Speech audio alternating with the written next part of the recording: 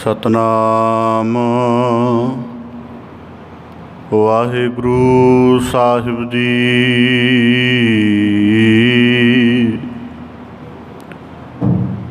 ਅਬ ਰਾਖੋ ਦਾਸ ਪਾਟ ਕੀ ਲਾਜ,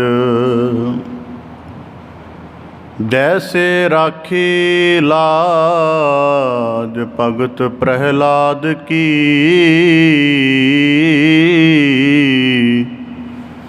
हर नाखस फारे कर आज,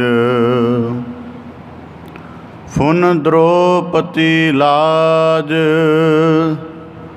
रखी हर प्रभ जी। छीनत वस्त्र दीन बहुसाज, सोदामा अपदा ते राखिया। गनिका पढ़त पूरे तेह काज, श्री सतगुर सो प्रसन्न कल जुग होए। राखो दास पाट की लाज, हौ अपराधी गुनहगार हौ बेमुख मंदा।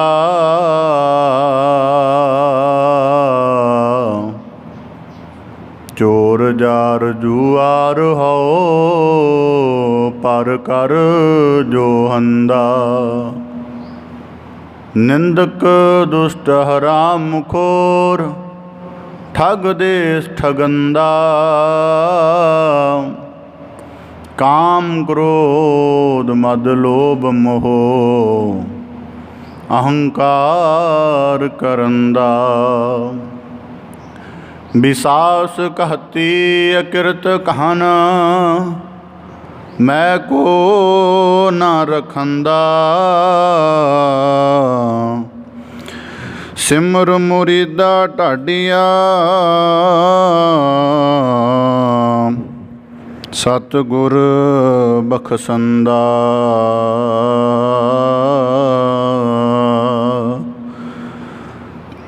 बेसुमार अथाह अगनत तोले, जो बुलावो त्यो नानक दास बोले।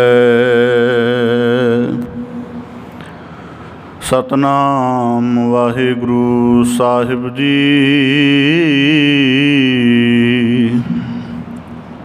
शलं छिद्रं कोट विघ्नं, अपराधं किल बिख मलं। शलं छिद्रं कोट विघ्नं, अपराधं किल बिख मलं। परम मोहं मान अपमानं, मदं माया व्यापितं। मृत्यौ जन्म परमंत नरकः, अनक उपावं न सिद्ध्यते। निर्मलं साध संग जपंत, नानक गोपाल नामं।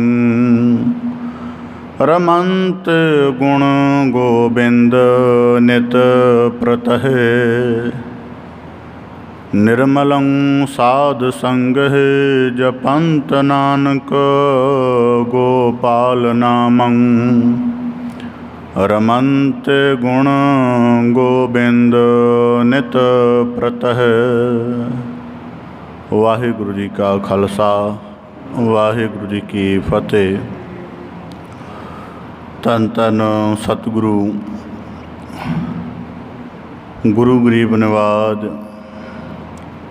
पतित पावन भगत वशल कृपा निध दयानिध करुणानिध सतगुरु श्री गुरु ग्रंथ साहिब जी दीन दयाल पातशाह जिन्हां दी अपार मेहरामत है, दया बख्शिश है। सतगुरु साहिब जी का अपार तरस है जो सानू सब नू सतगुरु साहिब जी ने मेहरामत करके सतसंगत रूप दे विच अपनी पावन पवित्र हजूरी दे विच जुड़ बैठण दा सुभाग अवसर बख्शिश करके सानू अपने जीवन नू सफल करन दा, ठाकुर दे रंग विच रत्ते जाण दा, गुरु की प्रीत दे नाल अपने जीवन नू नाम रसी बनाउण दा, सतगुरु दे शब्द की साधना दे नाल सगल भै तो मुक्त होने का अवसर बख्शिश करके नवाजिया है। असी सारे सतसंगत रूप विच गुरु की मेहरामत दे पात्र बन रहे हाँ। सतगुरु साहिब जी पावन बाणी दे अंतर्गत बख्शिश करते हैं। भाई दे सतगुरु साहिब जी का पावन मुखवाक इस प्रकार, सुण मन मित्र प्यारिया मिल वेला है एह। हरेक मनुख दे पास जिंदगी दे विच कुछ ना कुछ बेशकीमती हुंदा है। आजीवन पर मनुख उहदी संभाल करदा है, उसनूं अथाह प्यार करदा है ते कदी भी मनोबिरती करके नहीं चाहुंदा कि जिस चीज़ नूं मैं अत कीमती समझदा हाँ वो मेरे तो विछड़े, ते उस चीज़ की मनुख थां पुर थां महिमा भी करता है जदों भी कदे मौका बने। हरेक संसार के जितने प्राणी ने, हरेक दे आपो अपने दृष्टिकोण मुताबिक कोई ना कोई चीज़ उहदे लई अत कीमती है जिसका कोई मुੱਲ नहीं है। हरेक इंसान दे लई, भावें वो एक गरीबी के तल ते जिउं रहा है चाहे अमीरी के तल ते है। तां जदों सतगुरु साहिब जी कोलों अध्यात्मक सोझी लैंदे हाँ तां उदों वैसे बड़ा कुछ अमोलक है, पर जो सतगुरु को अध्यात्मक सोझी लेने तो फिर समझ लगता है कि जीवन तो वड्डी अमोलक कोई चीज़ नहीं है। तो उस जीवन के विचों भी सब तो वड्डी अमोलक है आत्म जोत स्वरूप की पहचान। जिवें पावन बाणी का मुख वाक है, मन तू जोत स्वरूप है अपना मूल पछाण। हुण गुरु साहिब जी कहते मिल वेला है यह, गुरु साहिब जी ने वेला शब्द वरते। वेले का भाव एक दिन दे विच 3 वेले मन्ने जाते हैं। उदाहरण के तौर पर सवेर वेला, दोपहर ते शाम वेला। जीवन के भी 3 ही वेले ने, बाल जवानी ते बिरध। किसी ने अपनी बाल अवस्था दे विच कोई प्रयोजन शुरू कर लिया तो बहुत ज़्यादा संभावना है कि बिरध होने तक वो जीवन का कारज पूरा हो जाएगा। दिन की आरंभता से कोई कारज शुरू करते हैं असीं, आम करके सारे संसार की कारज दिन चढ़ते सूरज के चढ़न के नाल ही शुरू होंदी है। जे किसी ने सवेरे वेरे कर लिया तो अति उत्तम गल है। जे बाल अवस्था विच आत्म तौर पर चेतन हो गया तो महा उत्तम गल है। जे दोपहर तक भी जाग गया तो भी 5-6 घंटे बचते ने। इस प्रकार जे जवानी के तल पर भी जाग गया तो जीवन का काफ़ी हिस्सा जे रहिंदा हुंदा है तो वो भी उत्तम गल है। पर जे ये दोवें वेले बीत गए तो केवल शाम के उपर निर्भर रह गया। जो जीवन ढल जाता है, बुढ़ापा जीवन की शाम है, ढल रहा जीवन का सूरज, अस्त हो रही है सूरज जीवन दीयां किरणां, मध्यम पै रहा शरीर का बल। उस समय दे विच काज करना भी चाहेगा, दुविधा पैदा हो जाएगी, शरीरक बल साथ नहीं देगा। तो गुरु साहिब जी कहते मिल वेला है यह। हुण उत्तम वेले की सानू सारिਆਂ ਨੂੰ पछाण है कि दिन चढ़े कारज शुरू कर लो, पर अध्यात्मक तौर पर अपने जीवन में बंदगी धन एकत्रित करना है। यदी पछाण लगभग बहुत वारी बहुत ज़्यादा प्रतिशत जे वाचीए तो बिरध अवस्था दे विच आके आउंदी। सतगुरु कृपा करन सानू इस अमोलकता की पहचान होवे, इस नूं साधण दा, कमाउण दा, दृढ़ करन दा, अमल दे विच परणाउण दा असी यतन करिए। गुरु कृपा सदका जी पावन बाणी की लड़ीवार व्याख्या नाल जुड़ के गुरु के मेहरामत नूं माणीए जी। पावन बाणी की लड़ीवार व्याख्या आरंभ करन तो पहलां बड़े अदब सहित उच्चारण करो जी। सतनाम श्री वाहिगुरु साहिब जी। शलं शिदरं कोट बिघनं अपराधं किल बिखमलं। धन सतगुरु गुरु अर्जन देव साहिब जी, जिन्हां नूं असी अति सत्कार सहित शहीदां दे सरताज, कलयुग जहाज, प्रतख हर महाविशेषणा दे नाल गुरु साहब जी नूं सजदा करते हाँ। ऐसे दीन दयाल सतगुरु साहब जी की पावर रसना तो उचारण बाणी श्लोक सहजकृति के लड़ीवार श्लोकों की आप जी व्याख्या श्रवण करके गुरु दर तो तत्त ज्ञान उपदेश के धारनी होने का यतन कर रहे हो। लड़ीवार व्याख्या के अंतर्गत कल वाले श्लोक दे विच गुरु साहब जी ने बख्शिश की सी, अजा भोगंत कंद मूलंग बसंते समीप कह रहो। साडे जीवन की सतगुरु साहब जी ने हालत समझाई सी कि एक पासे जीवन तमाम रसां दे नाल, तमाम हर्षो हुलास दे नाल, खुशी खेड़ियां दे नाल, मन के आनंदां दे नाल व्यापत है, भरिया होया है। दूजे पासे जीवन के तमाम आनंद माणदियां होयां भी, खाण पीण पुंचण जीवन का व्यवहार भोगदियां होयां भी मौत का एक अटल खतरा साडे सारियां दे सिर उपर हर वेले खड़ा है। ये समझा के गुरु साहब जी ने सानू फिर बख्शिश की सी इसे प्रकार कि इस संसार की हालत ऐसी ही रहेगी, मौत का संकट पै सब दे सिर उपर बनया रहेगा। अज वाले श्लोक दे विच एक होर गोहज नुकते उपर सतगुरु साहब जी बख्शिश करदियां फरमाउंदे हन, शलं शिदरं कोट बिघनं अपराधं किल मुख किल बिख मलं। हुण असी एक वाक सारे आनंद साहब की बाणी च रोज़ाना पढ़ते हाँ। लिव छुड़की लगी तृष्णा माया अमर वरताया।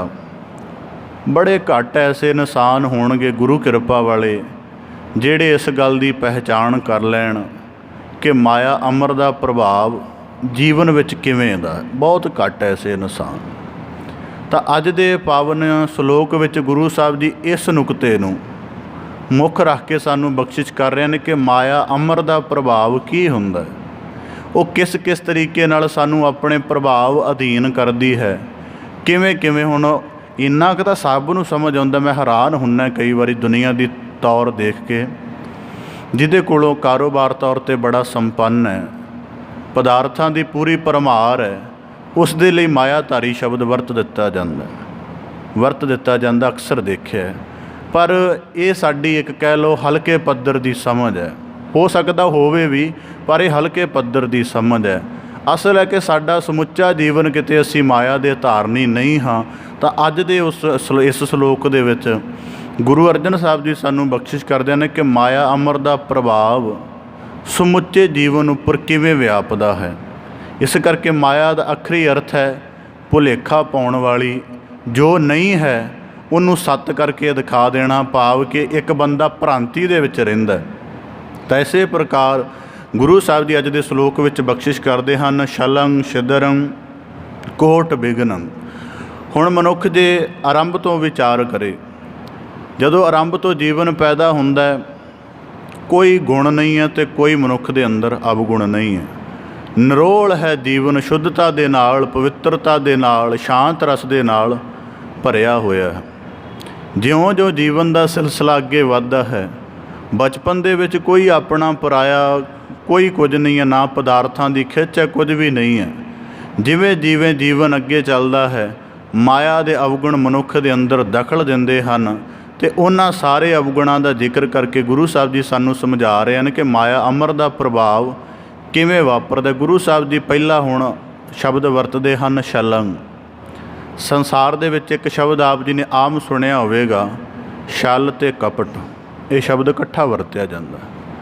छल का भाव सरल तौर पर करना होवे कि जो दिख रहा है वो है नहीं, तो जो ये है अगर वो दिख जाए तो ये बाहरी तौर पर भरमेगा नहीं, इस करके कुछ होर दिखाया जा रहा है।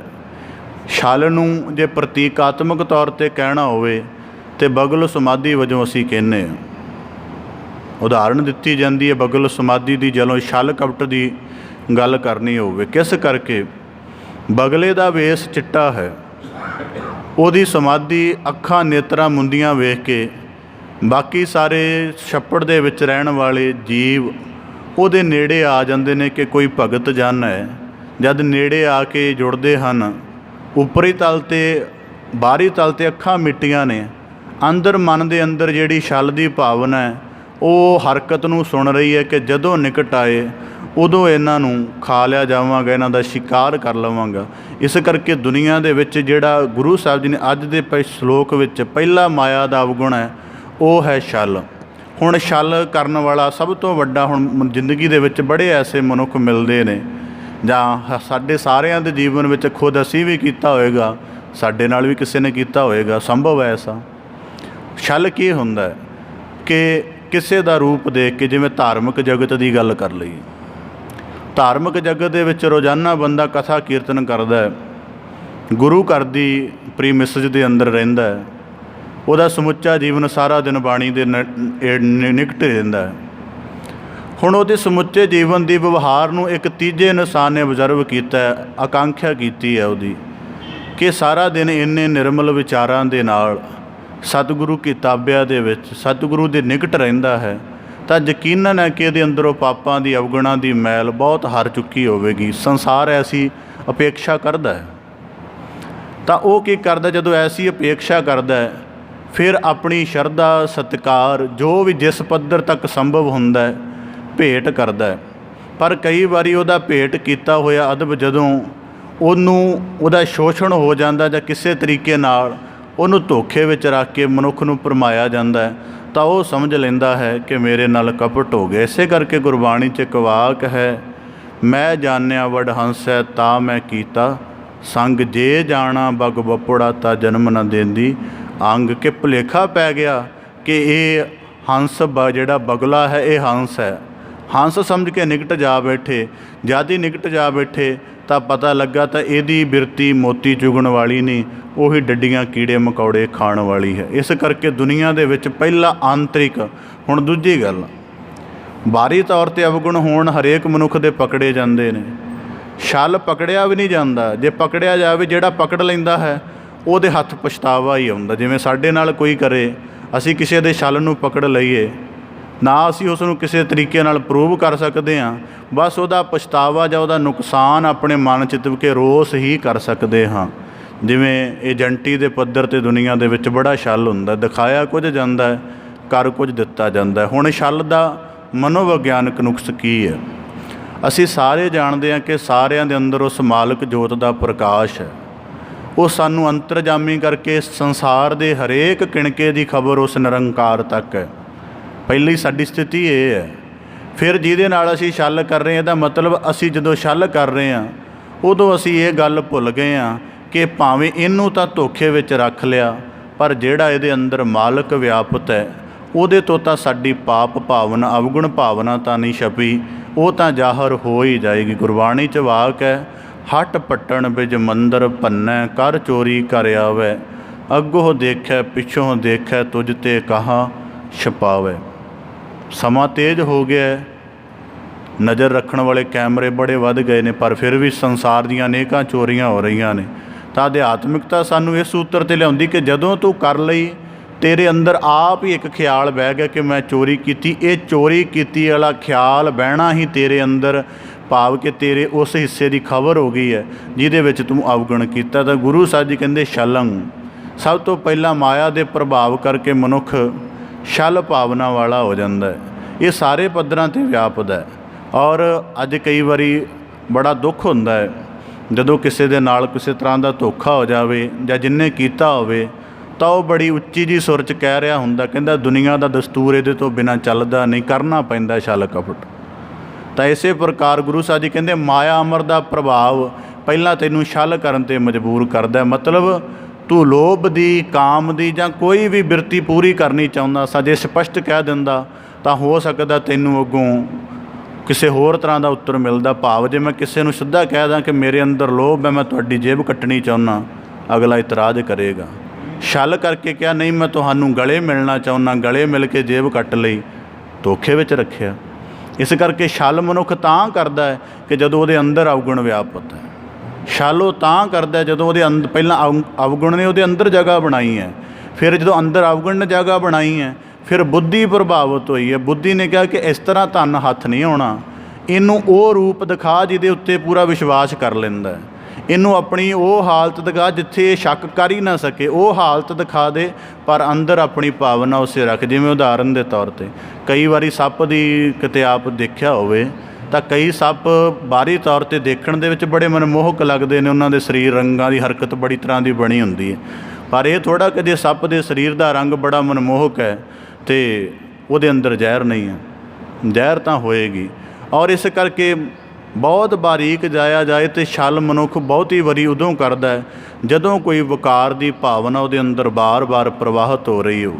ਇਹ ਸਾਰੇ ਪੱਧਰਾਂ 'ਤੇ ਵਿਆਪਤ ਹੈ, ਕਿਸੇ ਇੱਕ ਪੱਧਰ 'ਤੇ ਨਹੀਂ। ਇਸੇ ਕਰਕੇ ਗੁਰਬਾਣੀ 'ਚ ਨਾ ਇੱਕ ਵਾਕ ਹੈ, ਲੋਭੀ ਕਾਵੇ ਸਾਹੋ ਨਾ ਕੀਜੈ ਜੇ ਕਾ ਪਾਰ ਵਸਾਏ। ਦੁਨੀਆ ਦਾ ਜਿਹਦਾ ਮਰਜ਼ੀ ਵਸਾ ਕਰ ਲਓ, ਗੁਰੂ ਸਾਹਿਬ ਜੀ ਕਹਿੰਦੇ ਲੋਭੀ ਮਨੁੱਖ ਦਾ ਨਾ ਕਰੋ। ਉਹਦੇ ਲਈ ਲੋਭ ਹੀ ਪ੍ਰਮੁੱਖ ਹੈ, ਲੋਭ ਲਈ ਉਹ ਕਿਸੇ ਨੂੰ ਵੀ ਡੰਗੇਗਾ। ਇਸੇ ਕਰਕੇ ਲੋਭ ਨੂੰ ਹਲਕਾਏ ਕੂਕਰ ਦੀ ਨਿਆਈ ਗੁਰਬਾਣੀ 'ਚ ਕਹੇ, ਲੋਭ ਲਹਿਰ ਸਭ ਸੁਆਨ ਹਲਕ ਹੈ ਹਲਕਿਓ ਸਭੈ ਬਿਗਾਰੇ। ਕਿ ਜਿਵੇਂ ਹਲਕਾਇਆ ਕੂਕਰ ਆਪਣੇ ਮਾਲਕ ਨੂੰ ਵੀ ਕੱਟ ਦਿੰਦਾ ਹੈ, ਲੋਭ ਦੀ ਵਾਸਨਾ ਦੇ ਵਿੱਚ ਪ੍ਰਵਿਰਤ ਹੋਇਆ ਜੀਵ ਆਪਣੇ ਮਾਤਾ ਪਿਤਾ ਦੀ ਸੰਪત્ਤੀ ਨੂੰ ਵੀ ਹਰਨ ਦੀ ਇਸ ਤਰ੍ਹਾਂ ਦੀ ਦੁਰਮਤ ਵਾਲੀ ਜਿਹੜੀ ਕਾਮਨਾ ਕਰਦਾ। ਤਾਂ ਗੁਰੂ ਸਾਹਿਬ ਜੀ ਕਹਿੰਦੇ ਸ਼ਲੰਗ। ਹੁਣ ਗੁਰੂ ਸ਼ਬਦ ਦੀ ਰੌਸ਼ਨੀ ਦੇ ਵਿੱਚ ਵਾਚਣਾ ਬਣਦਾ ਹੈ।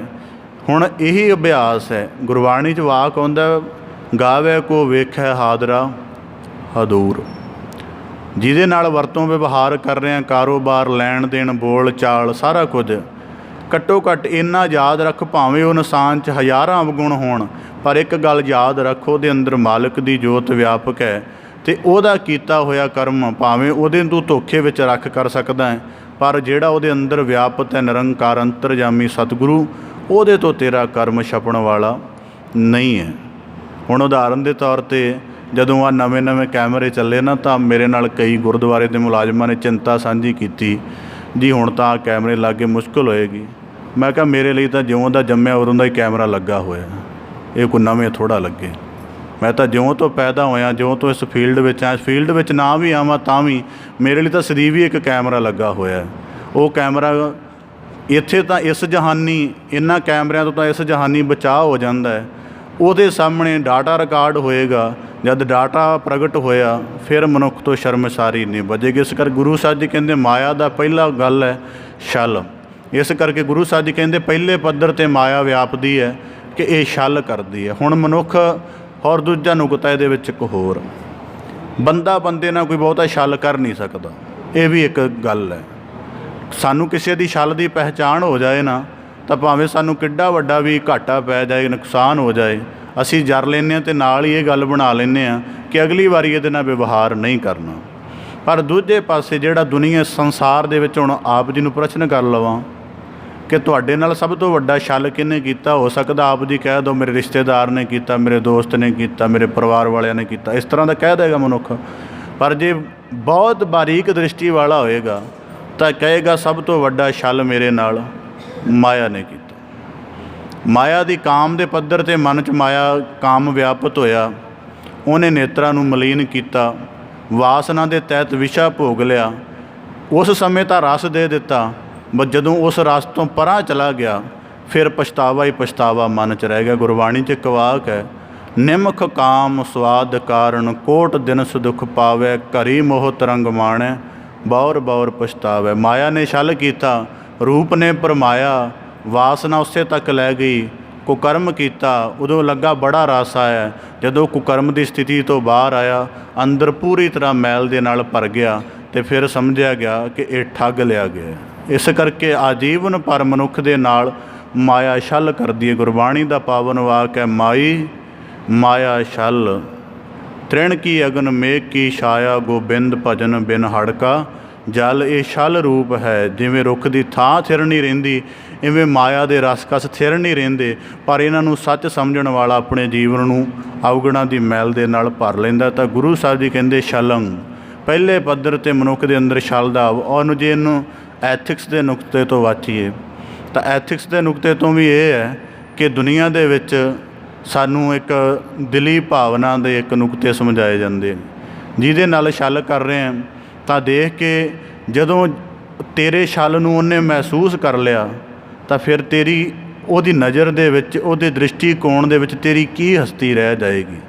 ठीक है कि तू छल करके अपना बहुत वड्डा हित पूरा कर सकदा है, पर इन्हां देख कि जे छल करन तो बाद असीं बंदे दी नज़र विच ही ठीक नहीं रहिंदे तां निरंकार दी नज़र दे विच कित्थे पूरे जां ठीक रह लवांगे। इस करके गुरु साहिब जी कहंदे माया अमर दा पहला प्रभाव है मनुख दे अंदर छल भावना पैदा हुंदी है। इसे करके गुरु साहिब जी फरमाउंदे हन, अगे शब्द बख्शिश करते हैं, छिदरंग दूजा प्रभाव है, बड़ा विस्तार दे विच है सारा जिक्र। दूजा भाव है गुरु साहिब जी कहते छिदरंग किसी दे अवगुण फरोलने। हुण संसार दे विच अवगुण फरोलण दे लई मैं किते एक वाक पढ़िया सी, कहंदे किसी दे अवगुण फरोलण वाली बिरती उस मक्खी वर्गी हुंदी है जिहड़ी सारे शरीर नूं छड्ड के जख्म ते ही बैठदी है, जख्म ते ही बहना मक्खी ने। तो इस प्रकार गुरु साहिब जी कहते छिदरंग, हुण किसी दे ऐबो अवगुण फुलने। हुण उदाहरण के तौर पर एक ना मनोविग्यान दे विच गल कही जाती है कि जदों बंदा बोल रहा होया बंदे नूं ना सुणो, बंदे दी स्रोत नूं सुणो। जदों बंदा बोल रहा होवे बंदे नूं ना सुणो, बंदे दी स्रोत नूं सुणो। स्रोत नूं सुणन दा मतलब जित्थों ये सारा कुछ पैदा हो रहा उत्थे कोई नुक्स है। ये निंदा दे वाक आख रहा जां किसी दे अवगुण फोल रहा, तो अवगुण नहीं फोल रहा, दे अंदर कुछ व्यापत है, उस इंसान दे नाल कोई विरोध होएगा, कोई ईर्खा होएगी, उहदे जीवन तो कोई खार खांदा होएगा, किसी न किसी तरह का पहला हिरदे दे तल ते है, हुण उहनूं शब्दां दा जामा पहना रहे हैं। तो इस प्रकार गुरु साहिब जी कहते छिदरंग। हुण कई वारी जिहड़े कुछ इंसान मेरे नाल मिल वरतन वाले ने बड़े सुचेत रहिंदे ने इस गल तो कि मैं स्रोत नूं सुणदा, बंदे नूं मैं कदी नहीं सुणदा। गुरु शब्द की कृपा दे नाल कि कित्थों शब्द उपज रहा उहदे, तां कहंदे कोई मनो किसे पास किसे दे अवगुण फोल रहा सी, सारा दिन फोलदा रहा। वो अगला इंसान बड़ा सुगड़ सी, वो शाम नूं कहण लगा, कहंदा तेरा धन्नवाद, तू सारा दिन किसे दे अवगुण फोले ने, बड़ी तेरी बारीक दृष्टि है, किन्नी बारीकी दे नाल दस रहा कि वह ऐ पाप करदा, इवें चोरी करदा, किन्नी बरीक दृष्टि है। रब करे ये तेरी दृष्टि बाहर तो अंदर वाल मुड़ जाए तो ये सारे अवगुण तैनूं अपने अंदर जे है तां नज़र आउण, जे नहीं है तां भी नज़र आ जाण, भाव कि तेरी दृष्टि सुगड़ हो जाए। बाबा फरीद साहब जी कहते आपने गिरीवान में सिर नीवां कर देख। किसी दफ़ा किसी इंसान ने मैनूं कहा तुसीं बहुत गलत इंसान हो, मैं क्या होवांगा, पर निरंकार दे सन्मुख प्रवान करदा, संसार दे सामने नहीं, क्योंकि संसार किसी दे अवगुणों ते सियासत करदा। दुनिया 'च कदी ऐसा मनुख देखिया कि किसी दे अवगुण नूं देख के ते उहदे लई अरदास करे? नहीं, अवगुणों की चर्चा करेगा पता लग जाएगा। तो वैसे भी दुनिया की अज फितरत है, अवगुण नूं सुधारन की बजाय अवगुण का रस लिया जाता। तो गुरु साहिब जी कहते छिदरंग, जदों दूजी पद्धर ते माया व्यापदी है, हुण किसी दे असीं अवगुण फोल रहे, इहदा मतलब साडा उहदे नाल कोई ना कोई किसी न किसी पद्धर ते विरोध है, कोई ना कोई विकार तो सानू व्यापत है, नहीं तो हो नहीं सकता। तो इस प्रकार और दूजी गल उही बुद्धि जिहदे नाल असीं अवगुण चीनदे। किसी दफ़ा कोई इंसान मेरे निकट बैठा बड़ी अवगुणों की चर्चा करी जाए, मैं कहा मैं तैनूं बहुत सारी राशि देंगा जे तू इन्ने ही गुण गिना दे। उहदे तो गुण नहीं गिनाए जाणगे, दा मतलब जदों बंदा निंदा च प्रवृत्त हुंदा है अवगुण ही अवगुण नज़र आउंदे ने। इस करके गुरु साहिब जी कहते माया का दूजा प्रभाव है कि मनुख दूजे के अवगुण फोलने शुरू कर दिंदा। हज़रत मुहम्मद साहब के जीवन की गल है। एक दफ़ा वो अपने भतीजे नूं अमृत वेले दिन वेले उठा के मस्जिद दे विच लै गए। नमाज पढ़ के जब वापस आ रहे सन तां जिस गली बाजार दे विचों गुजर रहे सन उत्थे लोग अजे उठ रहे सन, अजे अपने दिन आरंभ कर रहे सन, दिनचर्या। तां वो कहण लगा उन्हां दा भतीजा कि ये लोग किड्डे भैड़े ने, दिन चढ़ गया अजे तक उठ रहे ने, अजे तक बिस्तरे नहीं छड्डे। ये वाक कहे हज़रत मुहम्मद साहब दी अखां चों नेत्रां चों नीर वग तुरिया। वो बड़ा परेशान होया, कहण लगा कि मैं कोई गलत वाक कह दिता है कि तुहाडे नेत्रां दे विचों नीर आ गया। वो कहण लगा हज़रत मुहम्मद साहब जी कहण लगे कि गल ऐसी नहीं है, एक दिन तू धर्म के मार्ग ते चले ਤੇ ਤੈਨੂੰ ਆ ਸਾਰੇ ਮੁਹੱਲੇ ਦੇ ਅਵਗੁਣ ਚੇਤਾ ਆ ਗਏ ਨੇ। ਜੇ ਤੂੰ 2-3 ਦਿਨ ਹਫ਼ਤਾ ਚੱਲਿਆ ਤਾਂ ਤੂੰ ਤਾਂ ਪੂਰੇ ਦੁਨੀਆ ਦੇ ਅਵਗੁਣਾਂ ਦਾ ਜ਼ਿਕਰ ਕਰੇਂਗਾ। ਇਸ ਕਰਕੇ ਮੈਨੂੰ ਤੇਰੀ ਹਾਲਤ 'ਤੇ ਤਰਸ ਆਇਆ ਤੇ ਉਹਨੂੰ ਅਰਦਾਸ ਰੂਪ ਦੇ ਵਿੱਚ ਦੁਆ ਰੂਪ ਕਰਨ ਕਰਕੇ ਮੇਰਾ ਹਿਰਦਾ ਦਰਵ ਗਿਆ। ਦੂਜੀ ਗੱਲ ਅਵਗੁਣ, ਔਰ ਦੂਜੀ ਗੱਲ ਜਦੋਂ ਕਿਸੇ ਦੇ ਅਵਗੁਣ ਸੰਚਦੇ ਹਾਂ, ਜਦੋਂ ਕਿਸੇ ਦੇ ਅਵਗੁਣ ਸੰਚਦੇ ਆ ਤਾਂ ਥੋੜ੍ਹੇ ਦਿਨਾਂ ਬਾਅਦ ਉਸ ਅਵਗੁਣ ਦਾ ਪ੍ਰਭਾਵ ਆਪਣੇ ਜੀਵਨ 'ਚ ਵੀ ਆ ਜਾਂਦਾ ਹੈ। ਜੇ ਬਹੁਤ ਬਾਰੀਕੀ ਦੇ ਨਾਲ ਵਾਚੋਗੇ, ਰੋਜ਼ਾਨਾ ਮਨੁੱਖ ਨਸ਼ਈ ਬੰਦਿਆਂ ਦੀ ਚਰਚਾ ਕਰੇਗਾ ਨਾ। ਹੁਣ ਕਈ ਮੈਨੂੰ ਸਤਸੰਗੀ ਮਿਲੇ ਜੀ, ਕਥਾ 'ਚ ਮਨ ਨਹੀਂ ਲੱਗਦਾ। ਮੈਂ ਕਿਹਾ ਖਬਰਾਂ ਬੜੇ ਚਿੱਤ ਲਾ ਕੇ ਪੜ੍ਹਦੇ ਹੋਵੋਗੇ, ਕੋਈ ਕਤਲ ਦੀਆਂ, ਬਲਾਤਕਾਰ ਦੀਆਂ, ਚੋਰੀ ਆਦਿਕ ਦੀਆਂ। ਕਹਿੰਦੇ ਹਾਂਜੀ। ਮੈਂ ਕਿਹਾ ਠੀਕ ਹੈ, ਬਸ ਹਿਰਦਾ ਉਹਦੇ ਨਾਲ ਭਰਿਆ ਹੋਇਆ, ਸੱਚ ਕਿੱਥੇ ਸਮਾਏਗਾ। ਇਸ ਕਰਕੇ ਜਦੋਂ ਅਵਗੁਣਾਂ ਦੀ ਚਰਚਾ ਭਰਪੂਰ ਹੈ, ਉਦੋਂ ਗੁਣਾਂ ਦੀ ਮਹਿਮਾ ਨਹੀਂ ਸੁਣੀ ਜਾਏਗੀ। ਜਦੋਂ ਸੰਸਾਰ ਦੇ ਅਵਗੁਣ ਹੀ ਅਵਗੁਣ ਸਾਰਾ ਦਿਨ ਮਨ 'ਚ ਭਰਦੇ ਨੇ, ਉਦੋਂ ਗੁਣ ਨਹੀਂ ਸੁਣੇ ਜਾਣਗੇ। ਇਸੇ ਕਰਕੇ ਗੁਰਬਾਣੀ 'ਚ ਵਾਕ ਹੈ, ਉੱਥੇ ਸੱਚ ਵਰਤਦਾ ਕੂੜਿਆਰਾਂ ਚਿੱਤ ਉਦਾਸ। ਦੂਜਾ ਅਵਗੁਣ ਹੈ ਮਨੁੱਖ ਦੂਜੇ ਦੇ ਐਬੋ ਗੁਣ ਫਰੋਲਦਾ ਹੈ। ਤਾਂ ਇਸੇ ਕਾਰਨ ਗੁਰਬਾਣੀ ਨੇ ਕਿੱਡੀ ਭਾਵਨਾ ਚੰਗੀ ਸਿਖਾਈ ਹੈ। ਕਬੀਰ ਸਭ ਤੇ ਹਮ ਬੁਰੇ, ਹਮ ਤਜ ਭਲੋ ਸਭ ਕੋਏ, ਜਿਨ ਐਸਾ ਕਰ ਬੂਝਿਆ ਮੀਤ ਹਮਾਰਾ ਸੋਏ। ਕਿ ਪਹਿਲਾਂ ਇਸੇ ਪ੍ਰਕਾਰ ਰੂਮੀ ਦਾ ਕਥਨ ਹੈ, ਕਹਿੰਦਾ ਕੱਲ੍ਹ ਤੱਕ ਮੈਂ ਚਲਾਕ ਸਾਂ ਤਾਂ ਮੈਂ ਚਾਹੁੰਦਾ ਸਾਂ ਦੁਨੀਆ ਸੁਧਰ ਜਾਏ, ਦੁਨੀਆ ਠੀਕ ਹੋ ਜਾਏ, ਦੁਨੀਆ ਗਲਤ ਹੈ। ਅੱਜ ਕਹਿੰਦਾ ਮੈਂ ਸਿਆਣਾ ਹੋਇਆ ਹਾਂ ਤਾਂ ਅੱਜ ਮੈਂ ਕਹਿੰਦਾ ਕਿ ਮੈਂ ਆਪਣੇ ਆਪ ਨੂੰ ਬਦਲ ਲਵਾਂ। ਤਾਂ ਇਸੇ ਪ੍ਰਕਾਰ ਗੁਰੂ ਸਾਹਿਬ ਜੀ ਕਹਿੰਦੇ ਛਿਦਰੰਗ, ਦੂਜੇ ਦੇ ਐਬੋ ਅਵਗੁਣ ਫਰੋਲਣੇ ਉਹ ਕਿਸੇ ਵੀ ਵਿਕਾਰ ਕਰਕੇ ਹੋ ਸਕਦੇ ਹਨ। ਕੋਟ ਬਿਗਨੰ, ਫਿਰ ਅੱਗੇ ਛਲ ਦੇ, ਜਦੋਂ ਛਲ ਕਰਨਾ ਹੋਵੇ, ਹੁਣ ਉਦਾਹਰਨ ਦੇ ਤੌਰ 'ਤੇ ਅੱਜ ਦੇ ਦੁਨੀਆ ਦੇ ਵਿੱਚ ਨਾ ਇੱਕ ਬੜਾ ਭਾਰੀ ਅਵਗੁਣ ਹੈ, ਕਿਰਦਾਰ ਕੁਸ਼ੀ ਬੜੀ ਕੀਤੀ ਜਾਂਦੀ ਹੈ ਬੰਦੇ ਦੀ। ਕਿਤੇ ਬਹਿ ਜਾਓ, ਕਿਰਦਾਰ ਕੁਸ਼ੀ ਕਰਨ 'ਤੇ ਲੋਕ ਪੂਰਾ ਜ਼ੋਰ ਲਾ ਦਿੰਦੇ, ਕਿਉਂਕਿ ਛਲ ਭਾਵਨਾ ਹੈ ਕਿ ਉਹਦੀ ਕਿਰਦਾਰ ਦੀ ਕੁਸ਼ੀ ਕਰ ਦਿਓ ਤਾਂ ਬਾਅਦ 'ਚ ਉਹਦੀ ਨਜ਼ਰ ਦੇ ਵਿੱਚ ਗਿਰਾ ਦਿਓ, ਬਾਅਦ 'ਚ ਆਪਣਾ ਮਨੋਰਥ ਸਿੱਧ ਕਰ ਲਓ। ਫਿਰ ਇਸੇ ਪ੍ਰਕਾਰ ਗੁਰੂ ਸਾਹਿਬ ਜੀ ਕਹਿੰਦੇ ਕੋਟ ਬਿਗਨ, ਫਿਰ ਕਰੋੜਾਂ ਰੋੜੇ ਅਟਕਾਏ ਜਾਂਦੇ ਹਨ।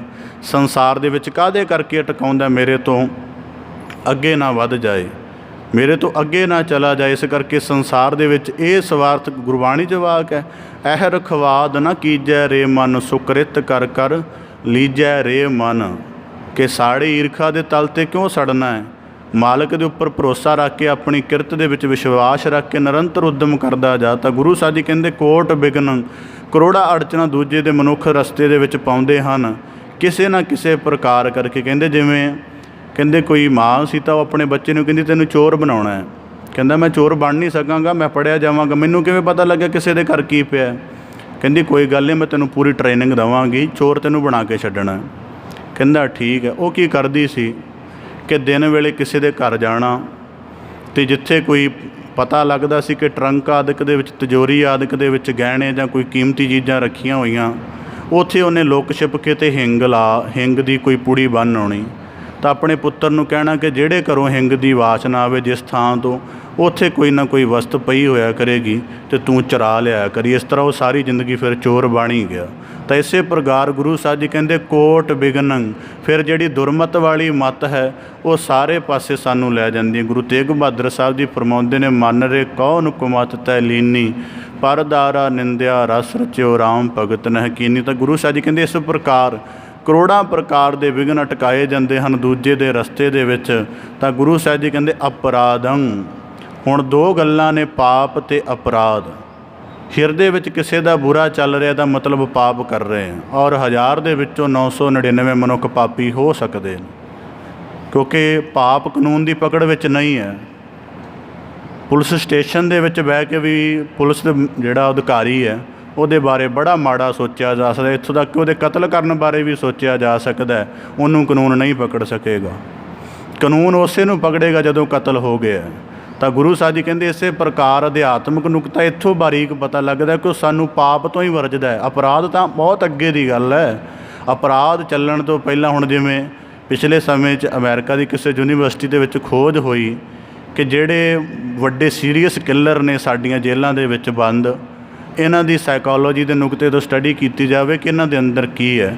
ਉਹ ਸਾਰੇ 1.5-2 ਸਾਲ ਦੀ ਖੋਜ ਤੋਂ ਬਾਅਦ ਇਸ ਸੁੱਟੇ 'ਤੇ ਪਹੁੰਚੇ ਕਿ ਜਿੰਨਿਆਂ ਨੇ ਕਤਲ ਕੀਤੇ ਹਨ, ਘੱਟੋ ਘੱਟ 1.5-2 ਮਹੀਨੇ ਇਹਨਾਂ ਦੇ ਅੰਦਰ ਉਸ ਇਨਸਾਨ ਪ੍ਰਤੀ ਅੰਨੀ ਨਫ਼ਰਤ ਭਰ ਚੁੱਕੀ ਸੀ। ਬਸ ਮੌਕਾ ਮਿਲਦੇ ਇਹਨਾਂ ਨੇ ਉਸ ਘਟਨਾ ਨੂੰ ਅੰਜਾਮ ਦੇ ਦਿੱਤਾ। ਇਸ ਕਰਕੇ ਗੁਰੂ ਸਾਹਿਬ ਜੀ ਕਹਿੰਦੇ ਪਰ ਕਾ ਬੁਰਾ ਨਾ ਰੱਖੋ ਚੀਤ, ਤੁਮ ਕੋ ਦੁੱਖ ਨਹੀਂ ਪਾਈ ਮਿਤ। ਅੱਜ ਕਿਸੇ ਨਾਲ ਵਿਰੋਧ ਹੈ ਤਾਂ ਯਤਨ ਕਰੋ ਉਹਨੂੰ ਘੱਟ ਕਰ ਲਓ, ਜੇ ਵੱਧ ਗਿਆ ਤਾਂ ਪਤਾ ਨਹੀਂ ਕਿਸ ਅੰਜਾਮ ਤੱਕ ਲੈ ਜਾਏ। ਫਿਰ ਇਸੇ ਕਰਕੇ ਗੁਰੂ ਸਾਹਿਬ ਜੀ ਕਹਿੰਦੇ ਅਪਰਾਧੰ, ਅਪਰਾਧ ਦੀ ਬਿਰਤੀ ਕਰਕੇ ਮਨੁੱਖ ਪਾਪ ਕਰਦਾ ਹੈ। ਔਰ ਅਪਰਾਧੀ ਸੰਸਾਰ ਦੇ ਤਰਫ 'ਤੇ ਵੀ ਹੁੰਦਾ ਹੈ, ਨਿਰੰਕਾਰ ਦੇ ਤਰਫ 'ਤੇ ਵੀ ਹੁੰਦਾ ਹੈ। ਭਗਤ ਜਨਾਂ ਦੇ ਵਾਕ ਹਨ, ਗੋਬਿੰਦ ਹਮ ਐਸੇ ਅਪਰਾਧੀ ਜਿਨ ਪ੍ਰਭ ਜੀਓ ਪਿੰਡ ਥਾ ਦੀਆ ਤਿਸ ਕੀ ਭਾਓ ਭਗਤ ਨਹਿ ਸਾਧੀ। ਤਾਂ ਗੁਰੂ ਸਾਹਿਬ ਜੀ ਕਹਿੰਦੇ ਅਪਰਾਧੰ, ਅੱਗੇ ਸ਼ਬਦ ਵਰਤਦੇ ਹਨ ਕਿਲ ਬਿਖ ਮਲੰ। ਗੁਰੂ ਸਾਹਿਬ ਜੀ ਕਹਿੰਦੇ ਇਹਨਾਂ ਸਾਰੇ ਅਵਗੁਣਾਂ ਕਰਕੇ ਚਿੱਤ ਕਿਲ ਵਿਖਤਾ ਦੇ ਨਾਲ, ਪਾਪ ਦੀ ਮੈਲ ਦੇ ਨਾਲ ਭਰ ਜਾਂਦਾ। ਹੁਣ ਕਈ ਵਾਰੀ ਦੇਖਿਆ ਹੋਣਾ ਆਪ ਜੀ ਨੇ, ਜਦੋਂ ਮਨੁੱਖ ਬਹੁਤ ਸਾਰੇ ਅਵਗੁਣਾਂ ਵਾਲਾ ਹੋ ਜਾਂਦਾ ਫਿਰ ਅਵਗੁਣਾਂ ਤੋਂ ਹਟਦਾ ਨਹੀਂ, ਉਹਦੇ ਜੀਵਨ 'ਚ ਅਵਗੁਣ ਵੱਧਦੇ ਚਲੇ ਜਾਂਦੇ ਨੇ। ਹੁਣ ਮਨੁੱਖ ਕਹੇਗਾ ਕਿ ਇਹ ਕਿਉਂ ਆ? ਦਰਅਸਲ ਜਦੋਂ ਪਹਿਲੀ ਵਾਰੀ ਛਲ ਦੀ ਭਾਵਨਾ ਆਈ, ਛਲ ਕਪਟ ਕਰਨ ਦਾ ਖਿਆਲ ਆਇਆ, ਜੇ ਉਦੋਂ ਬਚ ਗਿਆ ਤਾਂ ਇਹਦਾ ਮਤਲਬ ਇਹਦਾ ਚਿੱਤ ਨਰੋਇਆ ਹੈ। ਜਿਵੇਂ ਆਮ ਅੱਜ ਕੱਲ੍ਹ ਗੱਲ ਚੱਲ ਰਹੀ ਹੈ ਕਿ ਜਿਹਦਾ ਇਮਿਊਨਿਟੀ ਸਿਸਟਮ ਮਾੜਾ ਹੈ ਉਹਨੂੰ ਸਾਰੀਆਂ ਬਿਮਾਰੀਆਂ ਘੇਰ ਲੈਂਦੇ, ਜਿਹਦਾ ਵਧੀਆ ਉਹਨੂੰ ਨਹੀਂ ਘੇਰਦੀਆਂ। ਇਹਦਾ ਮਤਲਬ ਜਿਹਦਾ ਚਿੱਤ ਹੀ ਮੈਲਾ ਹੋ ਗਿਆ ਉਹ ਦੁਨੀਆ ਦੇ ਕਿਸੇ ਐਬੋ ਅਵਗੁਣ ਤੋਂ ਬਚ ਨਹੀਂ ਸਕੇਗਾ। ਹੁਣ ਇਸ ਗੱਲ ਨੂੰ ਮਨੋਵਿਗਿਆਨਕ ਤੌਰ 'ਤੇ ਵਾਚਣਾ ਹੋਵੇ, ਜ਼ਿੰਦਗੀ 'ਚ ਸਾਨੂੰ ਵੀ ਜਦੋਂ ਪਦਾਰਥ ਪ੍ਰਾਪਤੀ ਦੀ ਇੱਛਾ ਜਾਗਦੀ, ਸੋਚੀ ਦਾ ਛਲ ਕਪਟ ਕਰ ਲਈਏ, ਆਉਂਦਾ ਵੀ ਹੈ ਖਿਆਲ ਬਕਾਇਦਾ। ਪਰ ਜੇ ਉਸ ਪੱਧਰ 'ਤੇ ਅਸੀਂ ਆਪਣੀ ਛਲ ਦੀ ਭਾਵਨਾ ਨੂੰ ਰੋਕ ਲਈਏ, ਇਹਦਾ ਮਤਲਬ ਹੈ ਕਿ ਜਿਸ ਚੀਜ਼ ਨੇ ਸਾਡੇ ਚਿੱਤ ਦੀ ਤੰਦਰੁਸਤ ਨੂੰ ਪ੍ਰਭਾਵਿਤ ਕਰਨਾ ਸੀ, ਅਸੀਂ ਉਸ ਬਿਮਾਰ ਤੱਤ ਨੂੰ ਰੋਕ ਲਿਆ ਅਤੇ ਸਾਡਾ ਚਿੱਤ ਨਰੋਆ ਰਹੇਗਾ। ਹੁਣ ਇਸ ਨਰੋਏ ਸਰੀਰ ਦੇ ਵਿੱਚੋਂ, ਨਰੋਏ ਚਿੱਤ ਦੇ ਵਿੱਚੋਂ ਤੰਦਰੁਸਤ ਖਿਆਲ, ਵਿਚਾਰ, ਭਾਵਨਾਵਾਂ ਪੈਦਾ ਹੋਣਗੀਆਂ ਕਿ ਪਹਿਲੇ ਪੱਧਰ 'ਤੇ ਪਾਪ ਤੋਂ ਬਚੇ ਹਾਂ। ਤਾਂ ਇਸੇ ਪ੍ਰਕਾਰ ਗੁਰੂ ਤੇਗ ਬਹਾਦਰ ਸਾਹਿਬ ਜੀ ਕਹਿੰਦੇ ਨਾਰ ਅਚੇਤ ਪਾਪ ਤੇ ਡਰ। ਇੱਕ ਤਾਂ ਹੁੰਦਾ ਪਾਪ ਪਤਾ ਵੀ ਦੀ ਜੇਬ ਕੱਟਣੀ, ਨੁਕਸਾਨ ਕਰਨਾ, ਇੱਕ ਪਾਪ ਹੁੰਦਾ ਜਿਹੜਾ ਬੰਦੇ ਨੂੰ ਨਹੀਂ ਵੀ ਪਤਾ ਹੁੰਦਾ। ਤਾਂ ਗੁਰੂ ਸਾਹਿਬ ਜੀ ਇਸੇ ਪ੍ਰਕਾਰ ਕਹਿੰਦੇ ਕਿਲ ਬਿਖ ਮਲੰ, ਮਨੁੱਖ ਆਪਣਾ ਸਮੁੱਚਾ ਜੀਵਨ ਇਹਦੇ ਨਾਲ ਮੈਲਾ ਕਰ ਲੈਂਦਾ ਹੈ। ਹੁਣ ਕੱਪੜਿਆਂ ਦੀ ਮੈਲ ਦੀ ਸਾਰਿਆਂ ਨੂੰ ਚਿੰਤਾ ਹੈ, ਕੱਪੜਿਆਂ ਦੀ ਮੈਲ ਦੀ। ਬਾਬਾ ਫਰੀਦ ਸਾਹਿਬ ਜੀ ਵੇਖ ਕਿੱਡੇ ਵੱਡੇ ਵਾਕ ਆਖਦੇ ਹਨ, ਕਾਲੇ ਮਹਿੰਡੇ ਕੱਪੜੇ ਕਾਲਾ ਮਹਿੰਡਾ ਵੇਸ, ਗੁਨਹੀ ਭਰਿਆ ਮੈਂ ਫਿਰਾਂ ਲੋਕ ਹੈ ਦਰਵੇਸ਼। ਕਹਿੰਦੇ ਕੋਈ ਦਰਵੇਸ਼ ਪੁਰਖ ਸੀ ਤਾਂ ਉਹ ਕਿਸੇ ਰਾਜ ਦਰਬਾਰ ਦੇ ਵਿੱਚ ਗਿਆ ਤਾਂ ਉਹਨੂੰ ਕਹਿਣ ਲੱਗੇ ਤੇਰੇ ਤਾਂ ਵਸਤਰ ਬੜੇ ਮੈਲੇ ਨੇ। ਕਹਿੰਦਾ ਤੁਹਾਨੂੰ ਵਸਤਰਾਂ ਦੀ ਪਈ ਹੈ, ਮੇਰਾ ਸਮੁੱਚਾ ਜੀਵਨ ਹੀ ਮੈਲਾ ਹੋਇਆ ਪਿਆ। ਤਾਂ ਗੁਰੂ ਸਾਹਿਬ ਜੀ ਇਸੇ ਪ੍ਰਕਾਰ ਕਹਿੰਦੇ ਕਿਲ ਬਿਖ ਮਲੰ। ਹੁਣ ਸਤਸੰਗੀ ਇਸ ਗੱਲ ਦੀ ਚਿੰਤਾ ਨਾ ਕਰੇ ਕਿ ਮੇਰੇ ਕੱਪੜੇ ਕੋਈ ਮੈਲੇ ਨੇ, ਚਲੋ ਉਹ ਬਾਹਰੀ ਤੌਰ 'ਤੇ ਠੀਕ ਕਰੀ ਜਾਓ, ਪਰ ਅੰਦਰੂਨੀ ਤੌਰ 'ਤੇ ਚਿੰਤਾ ਕਰੇ ਕਿ ਮੇਰਾ ਚਿੱਤ ਕਿੰਨਾ ਮੈਲਾ ਹੈ।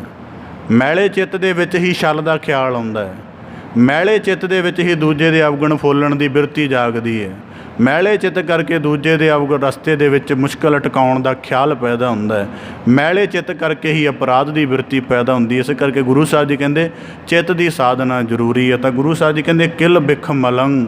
ਅਗਲੇ ਵਾਕ ਵਿੱਚ ਗੁਰੂ ਸਾਹਿਬ ਜੀ ਫਰਮਾਉਂਦੇ ਹਨ ਭਰਮ ਮੋਹੰ।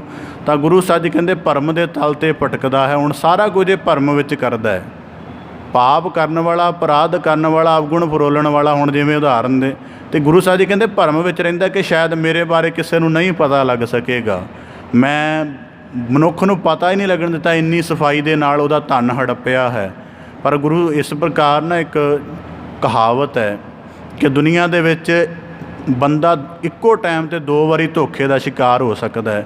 ਜਿਹੜਾ ਬੰਦਾ ਛਲ ਕਰਦਾ, ਕਿਵੇਂ? ਜਦੋਂ ਉਹ ਛਲ ਕਰ ਰਿਹਾ, ਪਹਿਲਾਂ ਤਾਂ ਉਹਦਾ ਆਪਣੇ ਆਪ ਨਾਲ ਧੋਖਾ ਹੋ ਗਿਆ ਕਿ ਤੈਨੂੰ ਲੋਭ ਦੀ ਜਾਂ ਕਿਸੇ ਵਿਕਾਰ ਦੀ ਬ੍ਰਿਤੀ ਨੇ ਠੱਗ ਲਿਆ। ਦੂਜਾ ਤੂੰ ਕਿਸੇ ਦੀ ਨਜ਼ਰ ਵਿੱਚ ਕਰ ਗਿਆ ਇਸ ਕਰਕੇ, ਅਤੇ ਤੀਜਾ ਤੂੰ ਨਿਰੰਕਾਰ ਦੀ ਨਜ਼ਰ ਦੇ ਵਿੱਚ ਵੀ ਗਲਤ ਸਾਬਤ ਹੋ ਗਿਆ। ਇਸ ਕਰਕੇ ਇੱਕ ਧੋਖੇ ਦੀ ਭਾਵਨਾ ਕਰਕੇ 3 ਧੋਖੇ ਤੇਰੇ ਨਾਲ ਇਕੱਠੇ ਹੋ ਗਏ, ਤੂੰ ਖੁਦ ਛਲਿਆ ਗਿਆ।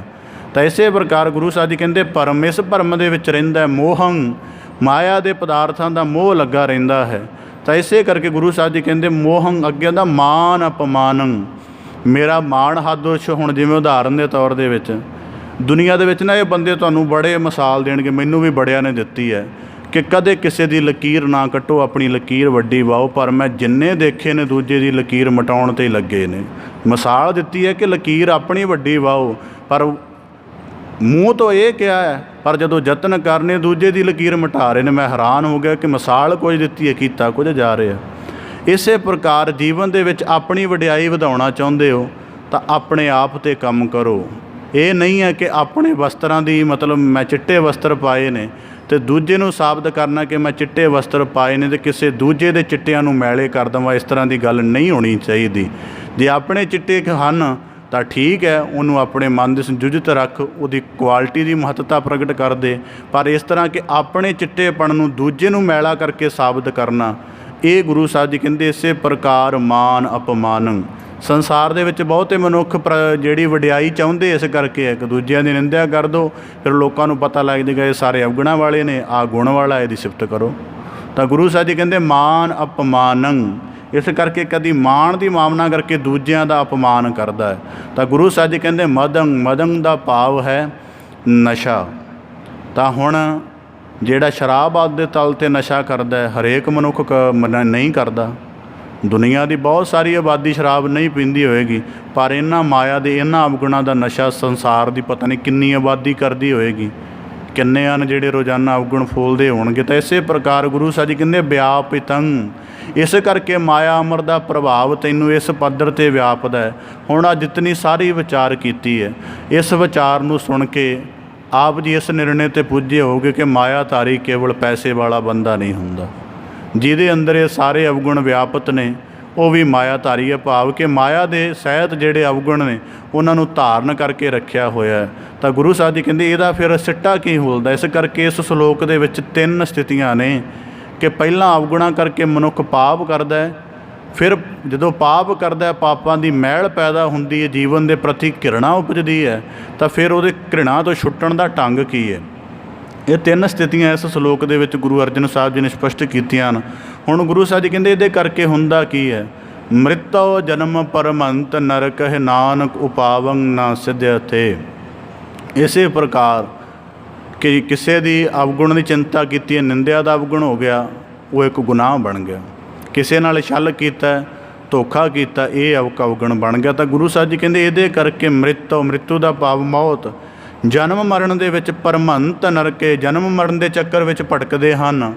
ਨਰਕ ਹੈ ਇਸੇ ਪ੍ਰਕਾਰ ਭਰਮ ਚੱਲਿਆ ਜਾਂਦਾ। ਕਹਿੰਦੇ ਕੋਈ ਕਸਾਈ ਕਿਸੇ ਬੱਕਰੇ ਦਾ ਵੱਧ ਕਰਨ ਲੱਗਾ ਤਾਂ ਬੱਕਰਾ ਹੱਸ ਪਿਆ ਅੱਗੋਂ। ਤਾਂ ਕਿਸੇ ਕਵੀ ਨੇ, ਕਿਸੇ ਲੇਖਕ ਨੇ ਇਸ ਤਰ੍ਹਾਂ ਦੀ ਗੱਲ ਲਿਖੀ, ਉਹਨੇ ਸਮਝਾਉਣ ਦੇ ਨੁਕਤੇ ਤੋਂ ਲਿਖੀ ਹੈ। ਕਹਿੰਦੇ ਕਿ ਉਹ ਬੱਕਰਾ ਹੱਸ ਪਿਆ ਅਤੇ ਕਸਾਈ ਨੂੰ ਚਿੰਤਾ ਪੈ ਗਈ। ਕਹਿਣ ਲੱਗਾ ਕਿ ਤੂੰ ਕਿਸ ਗੱਲੋਂ ਹੱਸਿਆ। ਕਹਿੰਦਾ ਮੈਂ ਹੱਸਿਆ ਇਸ ਗੱਲ ਤੋਂ ਹਾਂ ਕਿ ਮੈਂ ਸੋਚ ਰਿਹਾ ਸਿਲਸਿਲਾ ਰੁਕੇਗਾ ਕਦੋਂ। ਕਹਿੰਦਾ ਮਤਲਬ ਕੀ।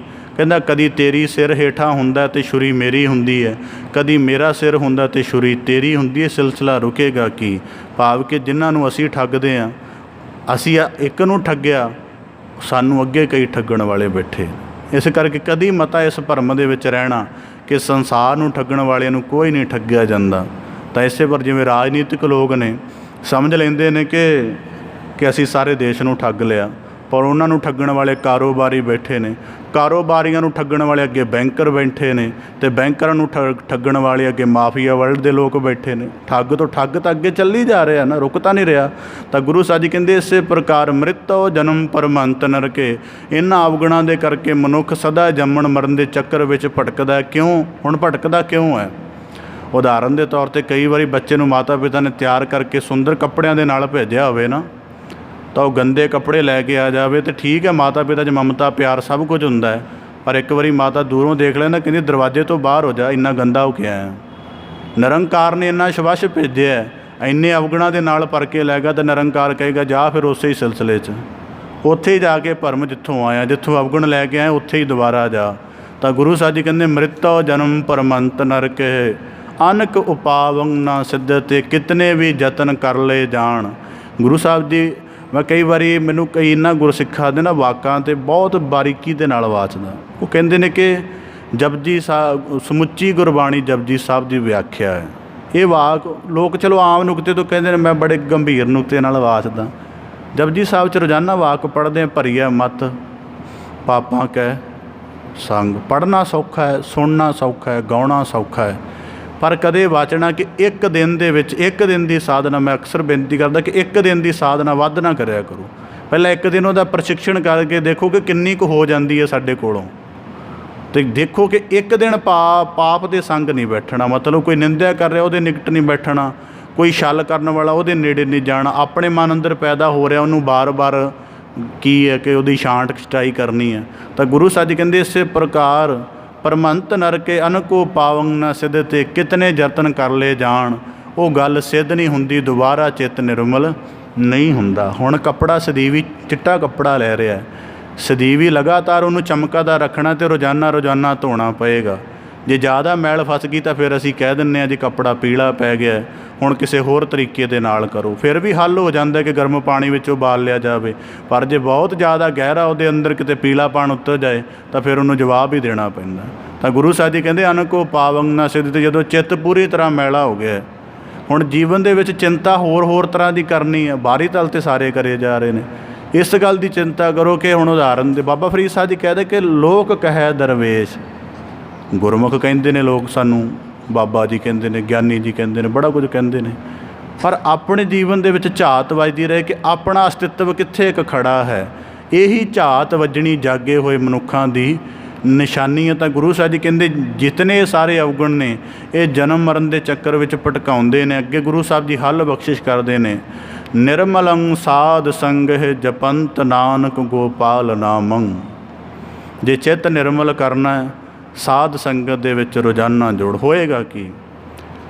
ਮੰਨ ਲਓ ਛਲ ਕਪਟ ਵਾਲੇ ਅਸੀਂ ਸਾਰੇ ਹਾਂ ਜਾਂ ਮੈਂ ਹਾਂ, ਪਹਿਲੀ ਮੇਰੀ ਅਵਸਥਾ ਐਸੀ ਹੈ, ਸੰਗਤ ਵਿੱਚ ਰੋਜ਼ਾਨਾ ਆਉਣਾ ਸ਼ੁਰੂ ਹੋਇਆ, 45 ਮਿੰਟ ਕਥਾ ਨੂੰ ਦੇਣੇ ਸ਼ੁਰੂ ਕੀਤੇ ਨੇ, ਰੋਜ਼ਾਨਾ ਸੁਣਦਾ ਗਿਆ। ਪਹਿਲੀ ਤੌਰ 'ਤੇ ਮਨ ਆਕੀ ਸੀ, ਮਨ ਕਹਿੰਦਾ ਇਹ ਤਾਂ ਇਹਨਾਂ ਦੀ ਕਥਾ ਕਹਾਣੀਆਂ ਚੱਲਦੀਆਂ ਰਹਿੰਦੀਆਂ, ਕੋਈ ਗੱਲ ਨਹੀਂ, ਆਪਣਾ ਸਿਲਸਿਲਾ ਚਲਾਓ।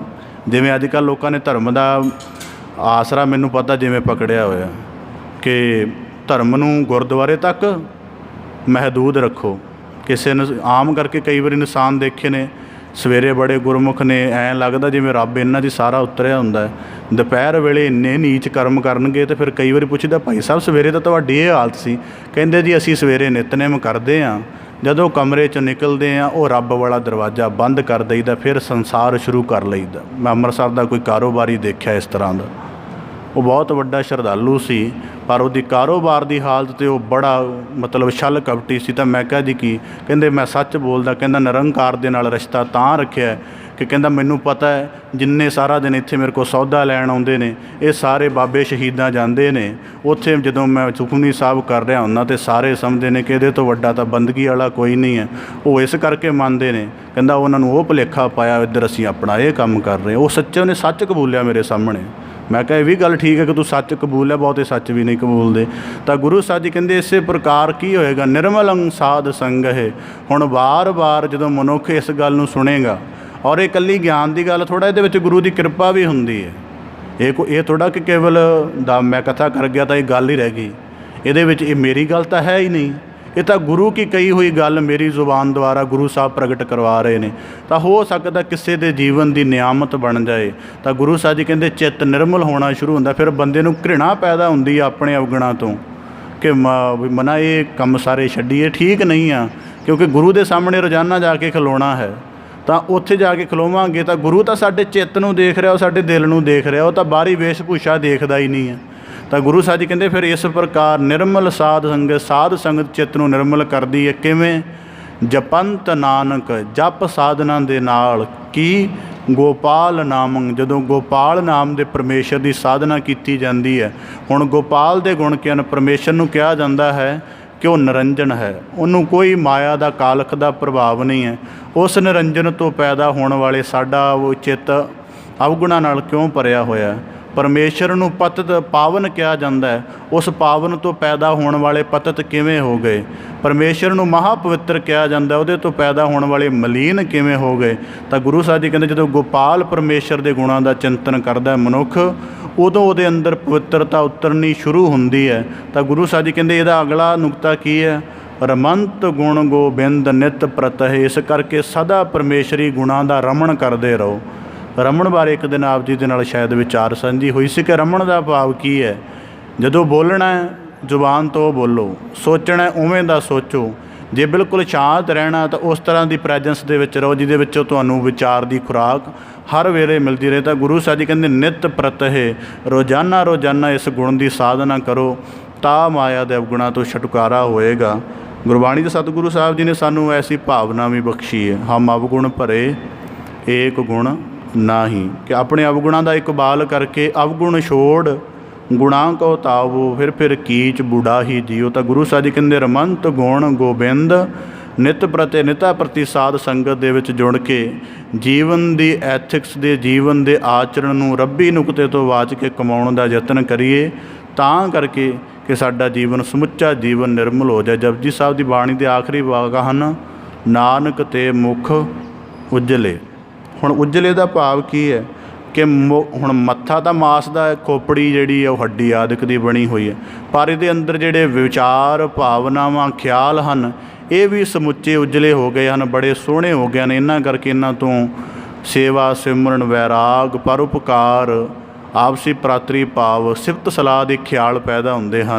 तो इस प्रकार गुरु साहब जी कहते रमंत गुण गोबिंद नित प्रत्ये। सो अज दे इस पावन श्लोक दे विच धन सतगुरु गुरु अर्जन देव साहब जी ने कृपा बख्शिश करके पहला पापां की स्थिति तो फिर पापां का प्रभाव की हुंदा है, फिर उहदे छुटकण का ढंग की है, बड़े विस्तार दे विच सानूं सतगुरु साहब जी ने बख्शिश की है। सतगुरु कृपा करन पावन श्लोक का भाव उपदेश साडे सारिਆਂ ਦੇ ਹਿਰਦੇ अंदर वस जाए जी, सारिਆਂ ਦਾ ਇੱਥੇ आया सफला होवे जी।